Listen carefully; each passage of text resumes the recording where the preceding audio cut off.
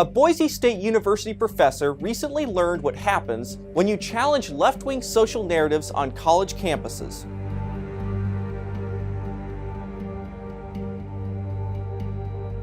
Scott Yenor, a tenured professor, has been under siege after publishing articles with the Heritage Foundation and the Daily Signal about feminism and the transgender movement.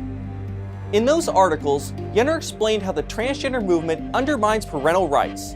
He wrote, "Transgender rights activists are seeking to abridge parental rights by elevating the independent choices of young children. Respecting the sexual and gender choices of ever younger children erodes parental rights and compromises the integrity of the family as an independent unit." In response, students, activists, and even staff members at Boise State are now waging a relentless campaign to get Yenor fired or shut down. A petition to have Yenor fired, which has now gained thousands of signatures, has been passed around on campus. Activists have posted flyers attacking him, and some have called for other faculty to come out and officially condemn him. In an interview with the Daily Signal, Yenor explained how the crusade against his work and others who challenge the left-wing orthodoxy on campus is undercutting free speech at our colleges and universities. The result of the reaction to his work, Yenor said, is that there has been a very chilling effect on not only my speech, but those who would speak in defense of me both on the substance and on the principle of academic freedom.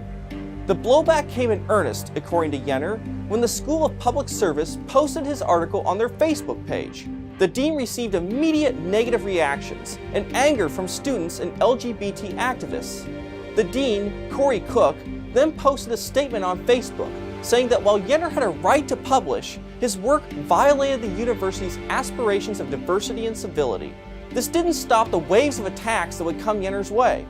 The campaign against him became a crusade for the new student diversity and inclusion hire, Francisco Salinas. In August, Salinas wrote an article called "Connecting the Dots," condemning Yenor and tying his work to the recent events in Charlottesville and to Nazism.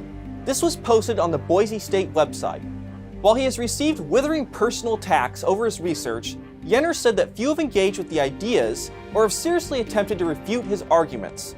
He said, "That's been one of the most disappointing things." Yenor goes on to say, "It strikes me that there has really been, first of all, no effort to first understand what I'm arguing, and second of all, to get anywhere beyond name-calling and labeling."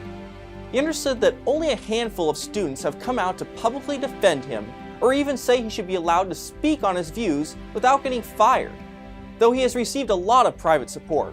Yenor said that he's made new friendships, especially among those who privately share his views or actually want to understand what he has to say. Nevertheless, he said that he now feels like an alien on campus. "There's a kind of feeling that there's a mob," Yenor said, "and you don't run across a mob."